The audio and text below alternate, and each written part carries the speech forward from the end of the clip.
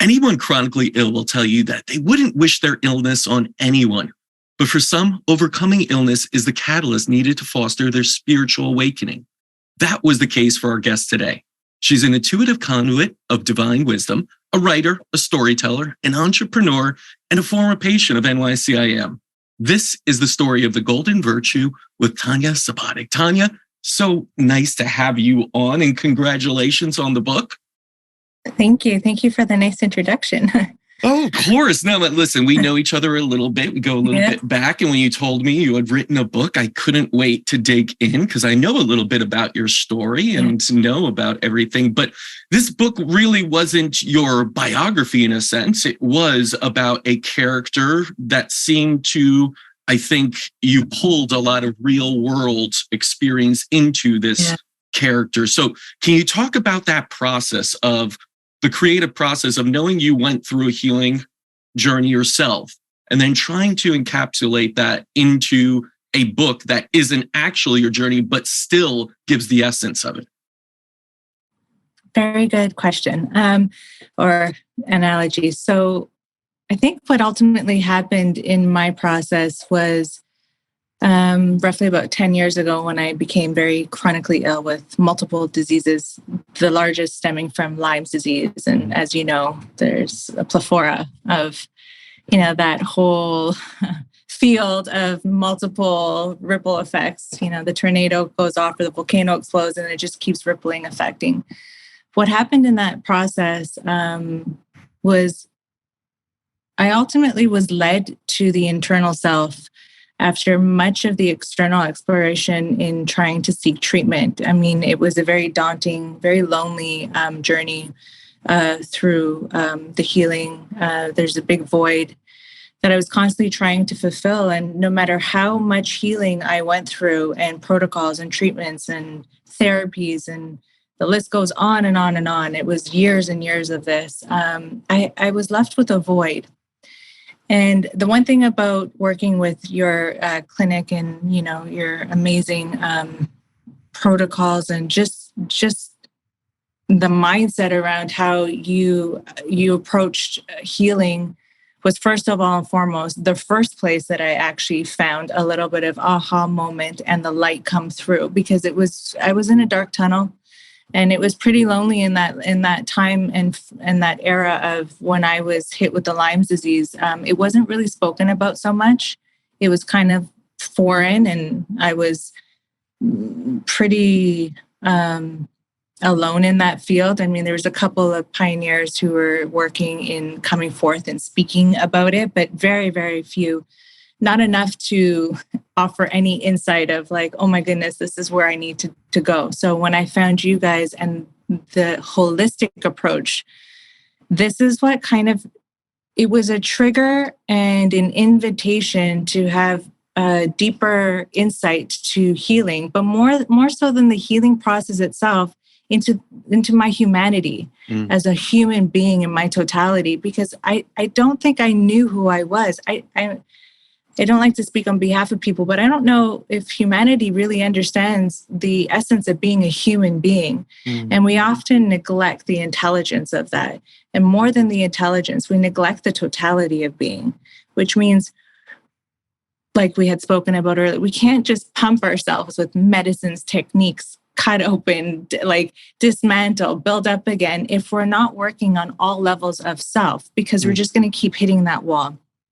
And that happened to me for many years. And the deeper into my sickness I got, the deeper into the crisis I got. The black hole and that void became very, very deep. And I didn't even have the claws to climb out anymore. I couldn't find that. So when I came to you guys, it was very interesting because as soon as I walked in, number one, I was treated as a human being, as like, oh, I have a name and this is where I come from and this is me in my totality.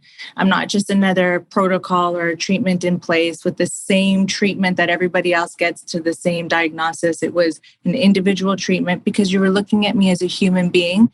You looked at my all aspects of self, from physical to mentality, and also to the energy side of myself. And this was very new in that time. coming into the world, like there was bits and parts of it, but it wasn't so, first of all, widely accepted to be a healing method. And it wasn't so spoken. So when I started working on the energy side of myself, I started to have relief.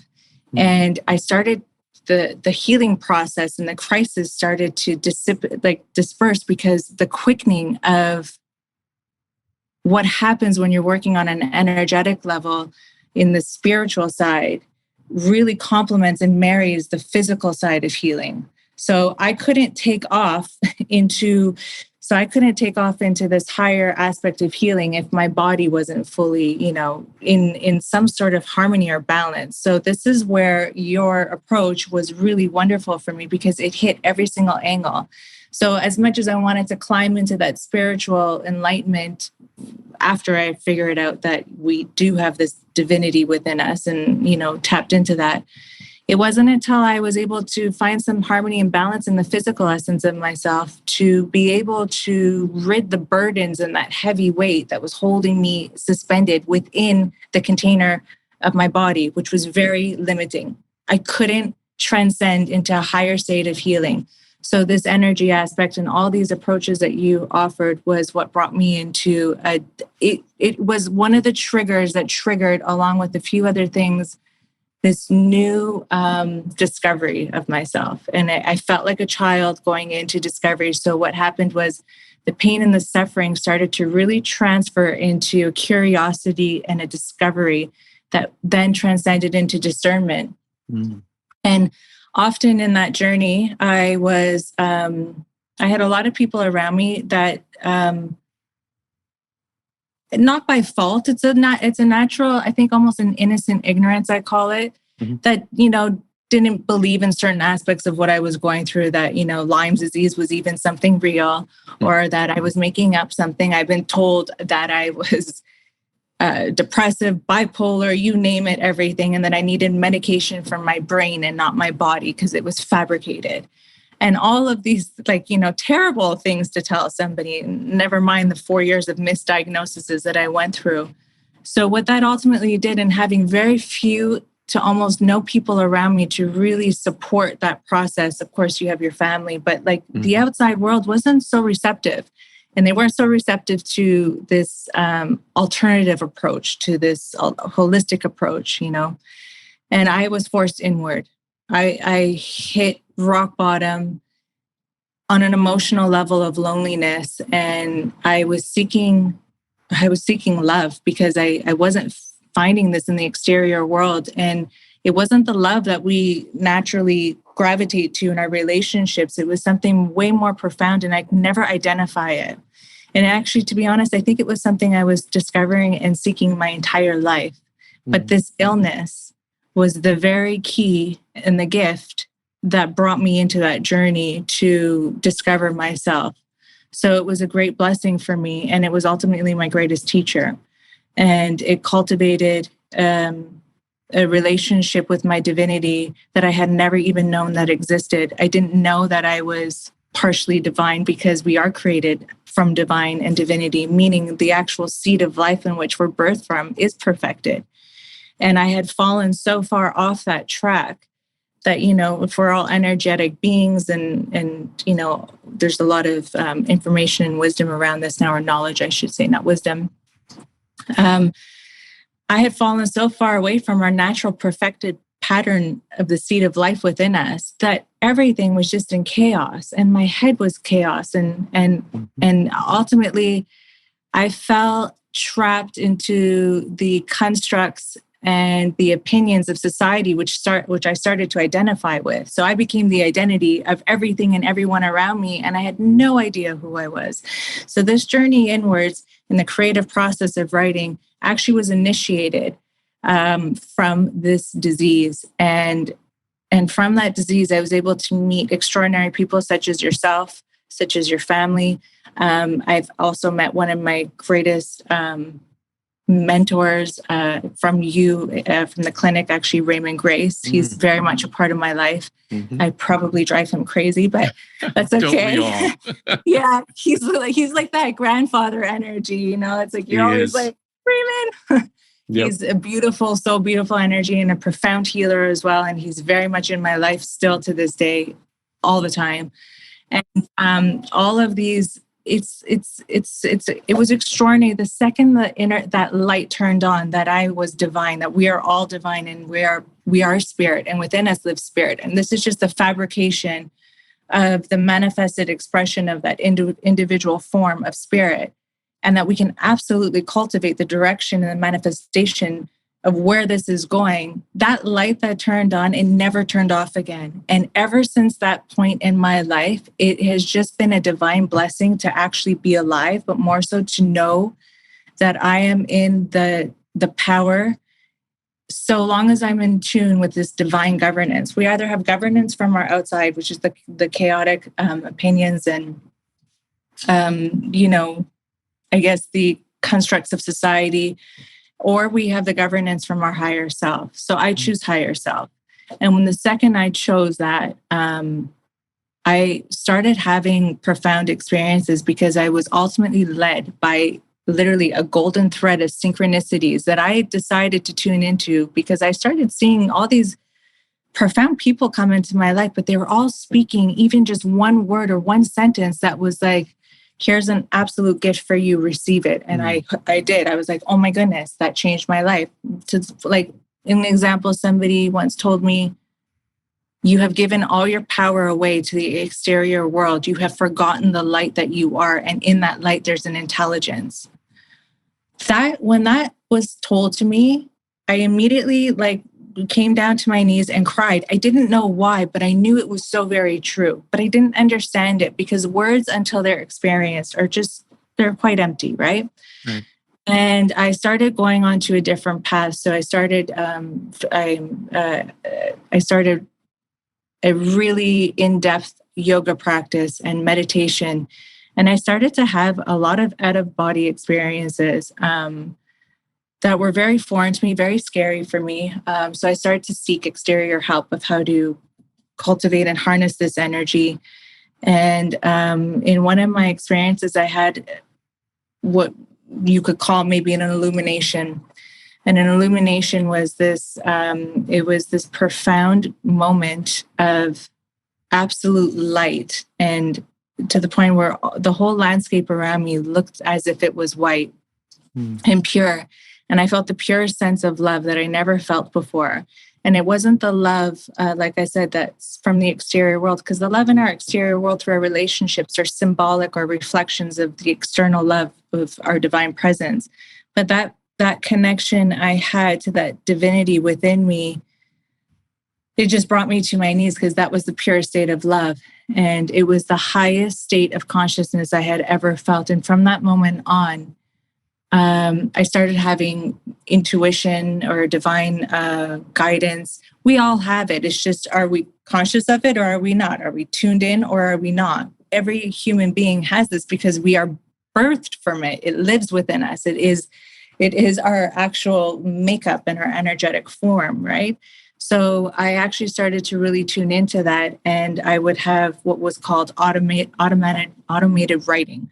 I didn't know what that was at the time, and so I would just have influxes and floods of writing, and I have multiple journals and diaries of all kinds of writing, from poetry to wisdom to scientific. I don't know, just a lot of stuff.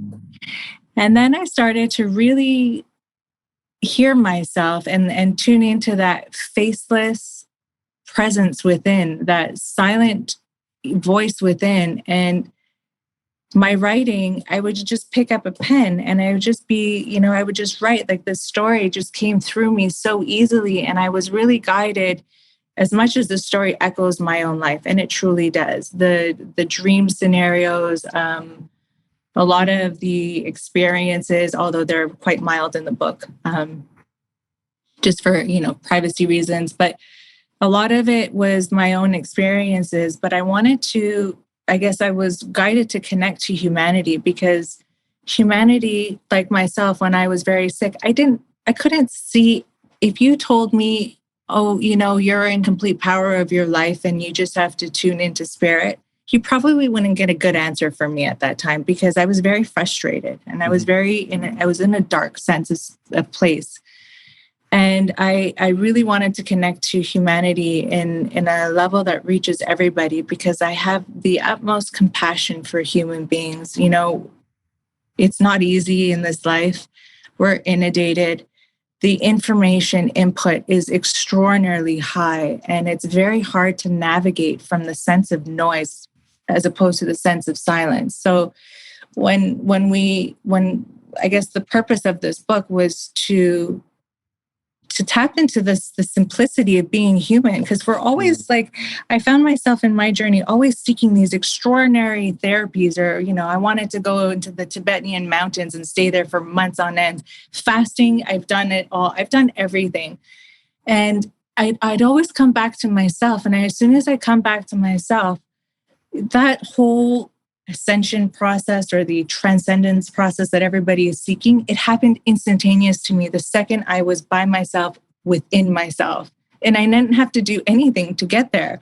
So I found that extraordinary. So I started to really listen to that and tune into the power of our own breath and the intelligence of that. And I was guided on a creative side back to the essence of cultivating the arts. And I started off there when I was younger. I was an artist and I went to art school and fell off the path, due to traumas in life, and life takes you in whatever ways.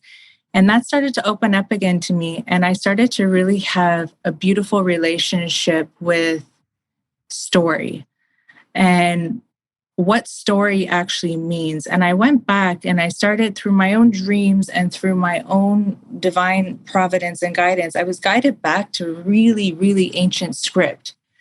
And I started to really dig into these scripts. And I was reading quite heavily on the ancient way of storytelling and the illuminance of the divine in every single storytelling. And, you know, how all the Sanskrits, all the scripts, all the religious aspects of our external governance, it all comes back to one omnipresence.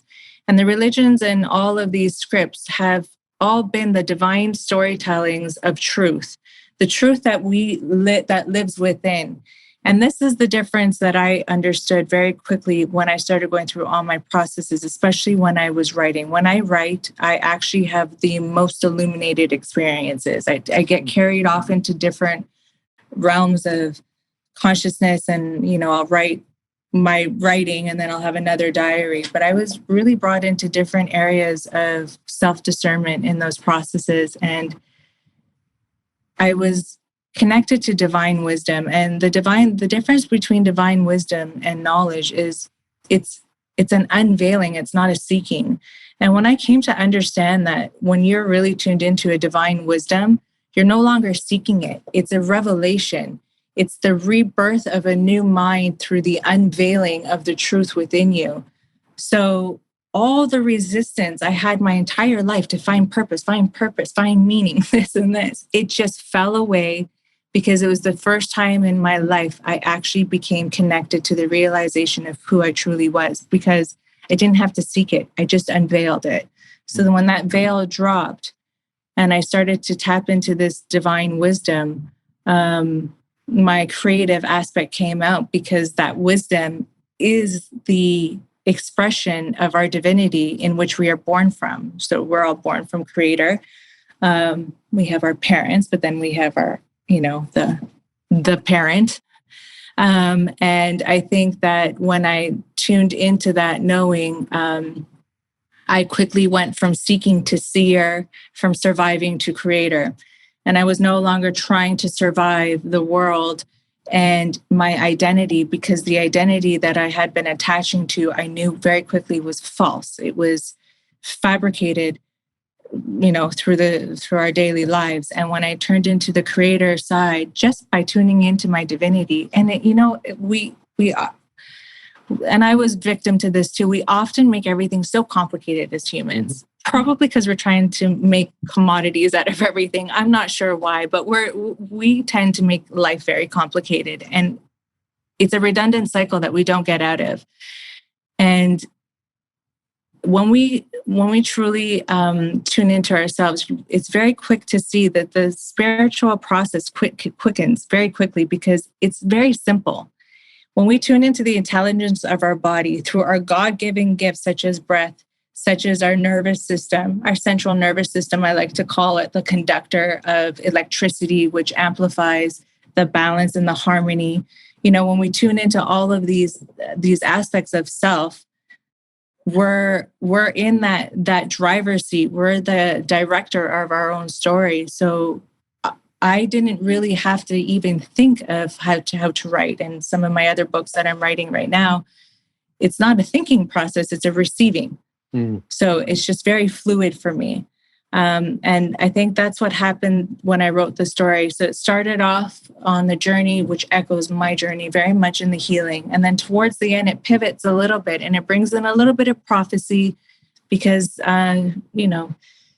sometimes speaking of spiritual aspects is not always easily received. It can be somewhat, recognized as woo-woo still, or, so I was guided to go into the arts. And funny enough, because I was an artist and I studied the arts, and I always, since a younger age, I had a few things that really captivated my attention. I think some of it was that life has to be more than what we see.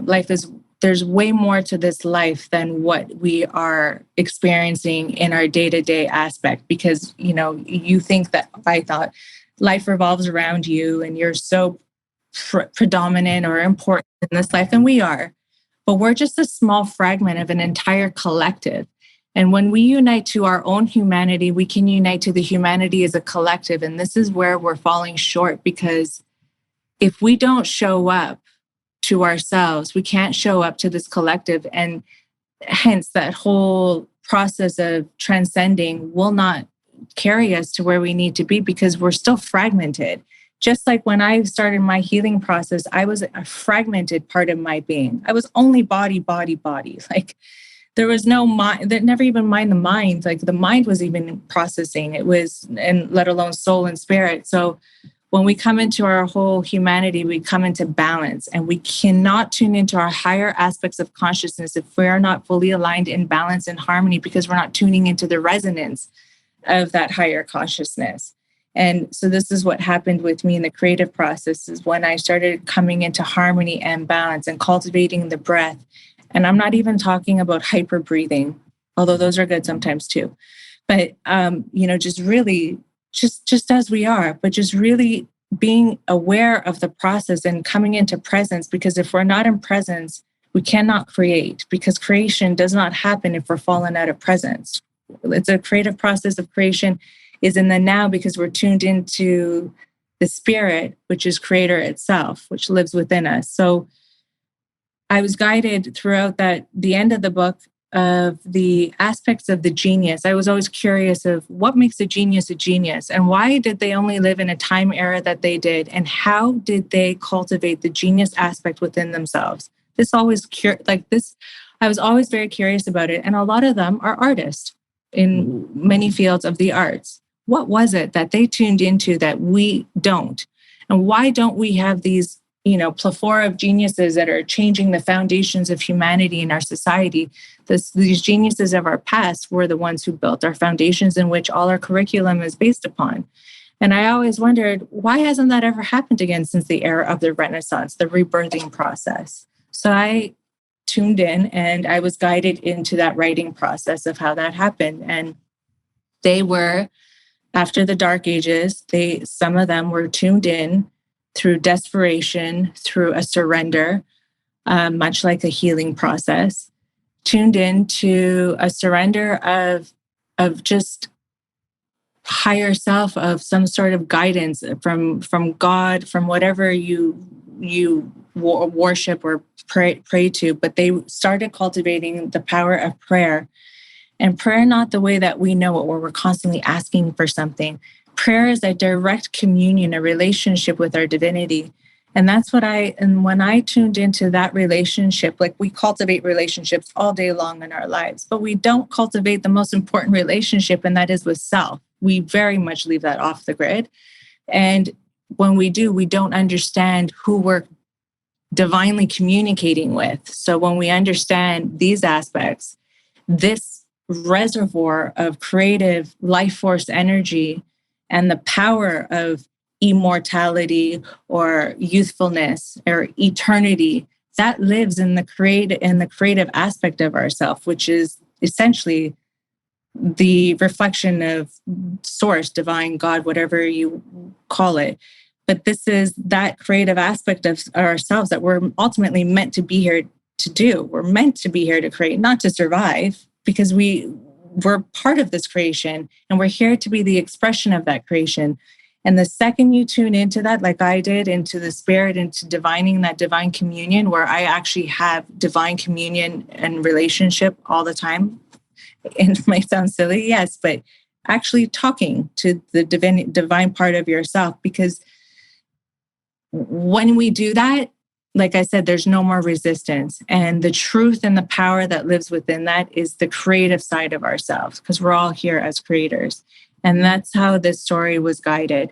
And I was ultimately led to the genius, which is very abstract. We think it's abstract, but we all have the genius within us. And the genius within us is our divinity, because within that, all the answers of the universe, all that has ever been and ever will be, lives in that creative seed of life, which we have been created from. So this is the essence of that story in the most simplistic form and the most relatable form. And then, of course, my other stories kind of get a little bit more abstract and creative on that in different aspects of consciousness or realm spheres and all of that. So I think that's what happened, but it was an interesting journey, because it was ultimately this sickness that opened up this whole plethora of divine beauty and love and all of that part of me that I had not known.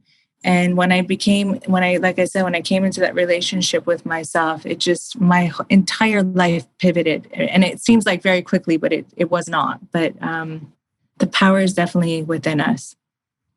There's a section of the book that I think really nicely puts it, that I outlined here. And it says, your illness and suffering are uprooted from the core of your soul, wreaking havoc until you recognize it is your soul calling to you, an awakening and an unveiling of the treasured soul within, waiting to be remembered and shine bright in this world. And that really kind of showed the difference between healing and treating. Because in the beginning of the book, you illustrate you're in a hospital, or right. the character, Isabel, is in a hospital. Yes. And they're just giving her more pills, antibiotics. It was an infection. Here are more pills. Here's us treating the body. Something's wrong with it. We throw chemicals. We correct it, so to say. Healing is a transmutation, as you put it. Healing is not just mitigation of symptoms or managing disease or just making you feel a little better on the body surface level. It's a much deeper transmutation. And you said through that transmutation, you were able to connect further with divine wisdom. And I'd love to set up this space of, if someone's going through something right now, as we all are going through something, and we're all healing at all times. How do we tap into that more? Because you said it's not seeking, it is unveiling. No. And so many of us are seeking answers right now. We're going to gurus, we're going to social media, we're going to doctors and saying, please help me answer what is wrong with me. And you're saying that's not really correct. And I think my father and other doctors would say the same. We are not here to heal. You heal yourself. We assist you in the unveiling, but you must reach that yourself. So what would be your advice? And I know some of that was in the book, you go of that, but what would be your advice to someone trying to connect to that divine wisdom and trying to unveil the truth to themselves? Well, first and foremost, like I said, it's a lot more simplistic than complex. So I know we're always looking for the most complex, because we think that we'll be served in those areas greater than simplicity. And number one is the desire. So first of all, the desire to understand self, the true self. Our desire is the ammunition that can propel us to formulate thoughts around cultivating, I guess, truth within ourselves. I think that, we're always in a little bit of a funk because our teaching has been incorrect. Our upbringing has misguided us.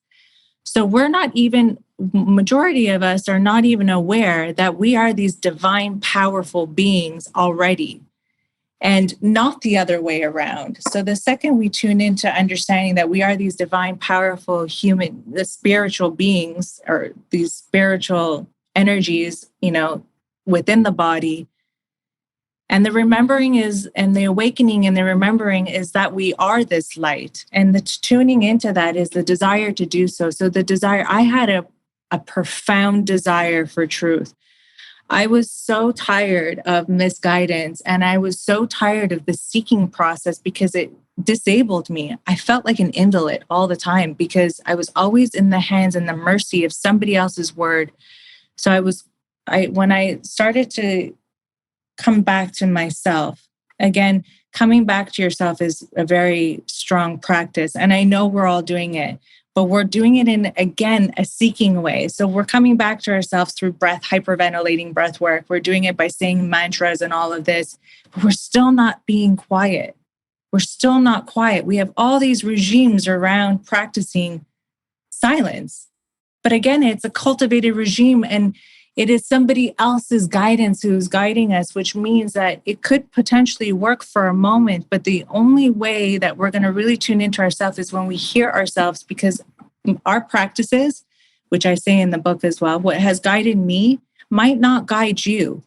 But the ultimate thing that will open you up to an awareness is, number one, tuning into the idea that you are divine and that the power is yours. So not to relinquish power all the time, to practice silence and servitude towards yourself, towards humanity. But that doesn't mean signing up for another practice or another yoga guru and sitting in a class where everyone's minds and the collectives are going. And it's, again, you're being guided and instilled by somebody's opinions and the ways that they have been helped. And this is okay too, because that does work. But the true power comes into your own faceless presence within, because that is the expression, that is the individual expression in which you are here to manifest. So it cannot work for someone else the way it's going to work for you. And we're all tuned into this omnipresent, this divine reservoir, but through an individual funnel or tunnel that is the expression of self. So that becomes your own personal healing process. And again, in the book, I say this too. When we're tapped into this divine process, we're no longer healing, we're being. The essence and the functionality of healing is no longer needed because we are in our divinity, we're in our power. And in that power, in our divinity, it's perfected. We are perfected. That seed of life in which we're born is perfected, which means there are very few flaws in that. And the only thing that can temper with that is when we drop down into, the ego or the personality of self, as opposed to the essence of self. So tuning in to yourself as much as you can, relinquish from the power of other people just for a minute, and really even start asking questions. And you'll see when you really tune into yourself and tune into your breath, just normal breath, breathe in, breathe out, and it'll obviously stimulate your central nervous system, which, like I say, it's literally a conductor for the light of our ascension, the ascension from the spine all the way up to the head. And all of the scripts and the stories of our past will, if, in the state of consciousness, you can understand that those are all symbologies. The 12 prophets, these are all symbologies of the ascension within ourselves. It's not exterior. God is not exterior. All these stories are not exterior. So it's about really coming inward and I used to start by asking a question to myself. Whatever question it was, I would write it down and I would sit with this question for a minute, do my breathing, and then let it go. And I would just really come into quietness. And it doesn't, Again, it doesn't have to be this quietness like of a yogi or, a Buddha who's been in Tibet for, his whole life. Like we put so much pressure on ourselves, even to be in silence. It's extraordinary what we do to ourselves. But sometimes I go sit with my back against a tree, a big tree on the grass and ground down. And you can really feel the energy of nature. It's the returning to the nature of self. And when we do that, we're in a symbiotic process with the nature around us, and it speaks through us. I like to think that the ether in which we live, the air that we breathe, is the information that is inputted into ourselves that becomes transferred into ideas or divine inspirations, because we're all connected, and the energy that lives through us is there to receive. So, like I say, cultivating the practice of our creator side and this divinity is really, truly, number one, a desire for it, an ultimate desire. Every morning I wake up and I continue my practice, or I have certain sayings for me that work for me to connect to my divinity. And more so, it's not even an asking, it's a knowing. So it's a knowing, I am divine, I am spirit, I am creator here. And the divine perfected seed of life is alive and awakened within every aspect of my being. And I am in complete totality in my humanity. Mind, body, soul, masculine, feminine, earth, air, fire, water, powers of the north, east, south, and the west within myself. And I am the container for this. And within that, you become the sphere of light that becomes impenetrable. We have very few holes where the outside can continue to penetrate that light. And I think in the book, I also mention, what are your what are your priorities? What are you cultivating? Like if you're going out and you're, inputting into the physical aspect of self, all these toxins, alcohol, drugs, food, drinks, it doesn't matter what it is, you're falling right off of balance and harmony, which means you cannot tune into higher self if your body is struggling so much to figure out how to be in a harmony in there. It cannot lift up to the higher realms of self. So again, it's very simple, but what you do in the physical aspect will keep you either chained in the density of your body, or if you're kind to yourself and really cultivate a relationship with nature by understanding what is God-given in this world and what is not, what is natural and what is not. What does my body feel complemented to or not? And the body always speaks to us because it's hyper intelligent.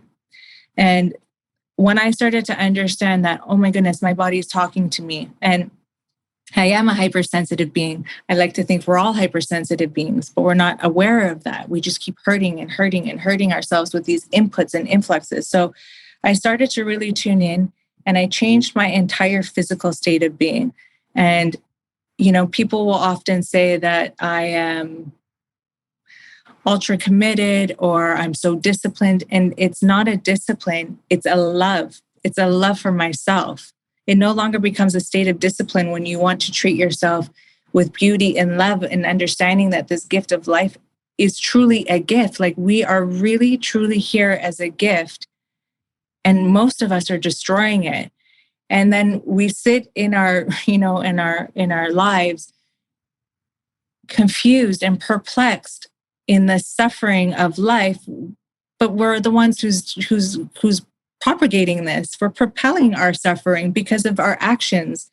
So everything is very connected, and it's a dynamic relationship with all aspects of self. We cannot rise, and we're always like this. I was like this too. We want to come up all the way to the top of self. We want the creator aspects. We want the manifestations. We want the beauty, the abundance, and everything. But we're still really not nice and ugly to our physical self. Well, that's not going to happen. Number one, it's a process of initiation. So initiation, meaning what are you doing in your daily life to cultivate and harness that harmony that anchors in the divinity into the body? So we have to rise to the top to our divinity, meaning rise to the knowing that it's there, to then anchor in that light, which harmonizes our body, which keeps us in the sustained act of the actions of genius. This is what the geniuses knew how to do. cultivating a desire to be in tune with our creator and our divinity, which is God, Buddha, whatever it is for you. Silence, what we put into our bodies will ultimately have a direct impact on our relationship with the divinity and the power within ourselves. We ultimately either throw off that perfected seed of life, which is programmed, which is the essence, and I believe the essence and the makeup of our entire being. And the second we have input, it's that ripple effect where everything starts to go off and our bodies are not able to align and come back into our sustenance, our harmony. So we spend most of our time trying to hack through the disabled part of self, which we have created, as opposed, and again, surviving, as opposed to being creator. So again, like I said, desire to that relationship, what we're doing to our body, be very aware of it and understand that it has a direct impact because you're literally changing the informational input in your cells, DNA, and energy in the body. And you're keeping when we're doing this to ourselves, we're keeping ourselves in a lower density, trapped within the body. So we're not able to rise into the heights of our higher self. Commune and literally talk to divine spirit. Have conversations with it, with spirit, and surrender to the idea that we are greater than just what we're seeing in the mirror. Surrender to the idea that we are part of a collective and that it's our responsibility to rise up to the light of our knowing within the truth of ourselves. And it's very interesting. Also, I know we're coming close to time. The opposite of how we live lives is the greatest defect that we have. For an example, when we're in hostility or in a situation that is not so for us, our ego acts up because it's resisting because we want it to be our way and this and this. But what we have to understand is our relationships are the greatest teachers, and they're often reflecting to us that part of self that needs to be risen into the light to then let go of.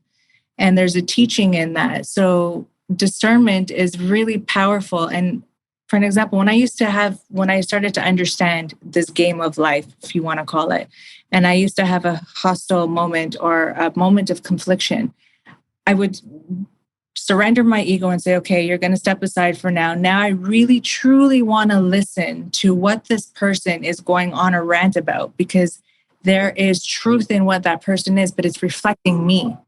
It's that what is happening right now is that's the part of me that's getting really loud, that needs to be heard, discerned, and to be released and loved. Because we ultimately create all the personalities of ourselves, whether they're good or bad, we create them. So I started to get into this, and I actually saw it as a game. Like, when it would come at me, I'm like, okay, right, here we go. Put on my spiritual gloves and my, higher governance, ego step back. And I'd be like, okay, what is this? What is happening right now? And you honestly can feel that part of yourself transcend the more you do it. And the more resistance we have to people around us, the more resistance we have to ourselves. Love thy neighbor is in every form of Sanskrit and every form of sacred doctrine that you can imagine in different wording. But love thy neighbor because you're actually loving yourself. And the more we can transcend through love and compassion, we're ultimately loving that greater part of ourselves. And this becomes that resonance that we're trying to tune into. It's the art of doing and the art of being human where we're transcending, not the art of escapism. It's through the everyday actions that we take that we have to be so completely aware of in our presence that becomes that transcendence. Yeah. Again, all easy, but not done. No. And that's the thing. It is simple. And you beckoned on this earlier that we overcomplicate things. We keep things very, chaotic in a sense. And I saw a post by Ryan Holiday today. Him and his wife, he's the author, him and his wife talk about a mantra every year that they go through. And their mantra this year was less screen time, less, saying yes to things, less, just simplify life, enjoy life, connect with nature, have time. I see it. And you know this because it was talked about in the book. I don't have time. It's the constant pings. It's the text from work, as you put it in the book. It's everything, not being able to connect with your own children, to listen, because we're always in a rush. We're always running to something that we don't actually have time to sit down and ask ourselves a simple question of, what do I need today? Let me connect with divinity. And I do want to ask you this before we wrap up, because it seems like there's a little bit of an assault on this idea of divinity. If divinity gives us power, if divinity gives us a higher calling, it also allows us to break free of control. It allows us to be free to do what we truly want, where I think we can agree there are some that do not want that. They want to control us. They want to remove our divinity. And I know a lot of people, Greg Braden, Dr. Bruce Lipton, Marianne Williamson, are talking about right now, we're in a little bit of a spiritual war where there are people that want to strip us of that divinity, want to make us more mechanistic, want to actually implant computers within us that will start to lose our divinity. How do you feel about that? How do you counter that in a world where so much social media, big tech, big pharma, big government, all of these things seem to be wanting us with less divinity, less control, less health, less freedom? What's the best way in your mind to counter that in a world that is so complicated right now? So, yes, this is also in the book, but I think knowing that we have a choice, that we have our will, and our will is also a gift, which makes, being human super special, because when we understand that we have that divine governance within us to choose in what we engage in, which is in this book. So engaging in the media, I don't do ever. Engaging in a lot of supernatural, materialistic conversations in the world, wars, all these things, I don't engage in it. Because like I said, the way I was able to cultivate a better relationship around my divinity was to really make the choice that I was going to go all in with my divinity. And that was that. So staying away from public arenas that really try to manipulate or create that input, it's all a choice. Whether you want to be living in the center of a huge city with all that noise that deflects you from any silence, that's a choice. We don't need to do that. We could be in quietude in nature. And if you are in that, for whatever reason, we all have our own situations and sometimes we're dealt certain cards. Definitely constantly tune into the higher state of self, whether you believe in it or not, that you are that. Number one, of course, the belief and the faith that you are is the energy which energizes the emotions, which create the thoughts that then become materialistic or materialize into manifestations, the belief and the faith around it. But surround yourself with beautiful people. And if you don't have beautiful people around you, then remove yourself from them as much as possible, even if it's family, but put boundaries. And it's nothing offensive, but just make yourself a priority, at least until you can be so well in your knowing and so strong and courageous in your own strength of your divinity that nothing can penetrate you anymore. So how I do it is every day I wake up and I am divinity. I am spirit. And it is spirit that governs my thoughts. And even before I go into anything or before I make a decision, I will literally sit down, take 3 deep, long breaths, connect to spirit, and just say, please guide this conversation. Please guide my words. Please be the resonance of my voice. Divine God, spirit, whatever it is, be my words. I am the word of the truth. And, and I know it seems very simple, but right there and then, the power in that knowing is the power of being. We start to transcend because our energy is attached to a higher state of self as opposed to the lower state of self. And energy is instantaneous. There is no gridlock on it. So again, it's that power to really just command. Like you can command what will happen and will not from moment to moment. The problem is we're too tired to do it. We're not aware of it. And we're definitely not in presence enough to command. So being in command by literally dictating and commanding, whether it's a sickness in your body, whether it's an act in a moment, whether it's somebody else around you, when somebody else around you is condemning you, I love you. In your mind, you don't have to say it to them because that's really hard to do. But, and then that energy, you just shifted the energy. And it's the healing. It's that divine essence of power that comes in because you're in power. The outside forces cannot penetrate that light. It's too strong, the light. Yeah, no, it's wonderful advice. And it truly is that simple. And if you're listening, just do that. Take a few seconds, take a few deep breaths, and simply ask yourself, try and ask to connect to divinity and just be one with it and ask questions and see what pops up, right? It's like you said, energy is instantaneous. Usually that first thought, that first yes, no, give it a binary question, or anything. And what comes up right away is usually that is energy unbridled and everything. Then usually what people do is doubt, right? That comes later. That's right. That is your human mind. That is your monkey mind going, no, maybe it's this. And then you start to say, wait, which one is it? It's the first one. Trust me, disconnect. The monkey mind will always come in. Doubt comes in later and usually talks you out of things that are in your best interest. And we do that over and over in life.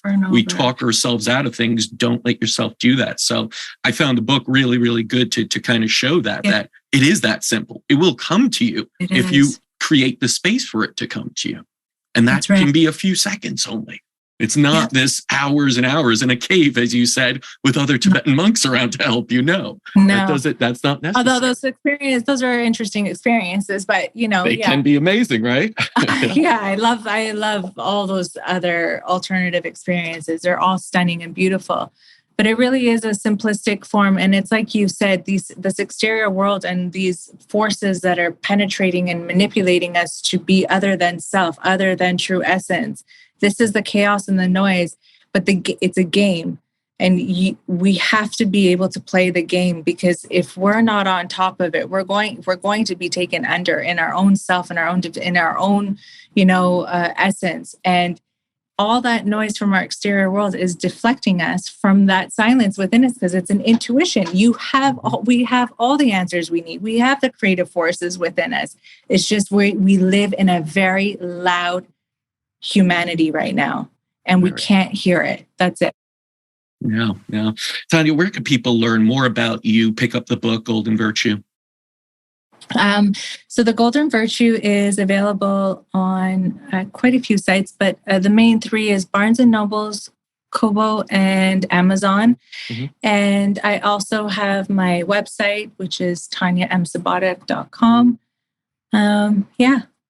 And that's it. Put that up as well. Tanja, thank you so much for spending the time with us, for healing yourself and then sharing and paying it forward with this beautiful book. And we're looking forward to the next book and the next one after that. And keep allowing divinity to, go through you and write these wonderful pieces of work and art. Thank you so much. It was so nice to speak with you as well. And thank you for your generosity for having me. And hello to everybody there. I so want to come back in there. I see you on your Instagram and I'm like, oh no, I want to come back. Please do. We always would love to see people that have gone through healing. And as we all say now, it's just about optimizing well-being and all those things. It's a never-ending journey, right? To try and always do that. So that's part of it, beyond the connection, the art and everything else. It's just the upkeep of keeping yourself healthy in a toxic world, unfortunately. But yes, please do stop by when you can. Thank you.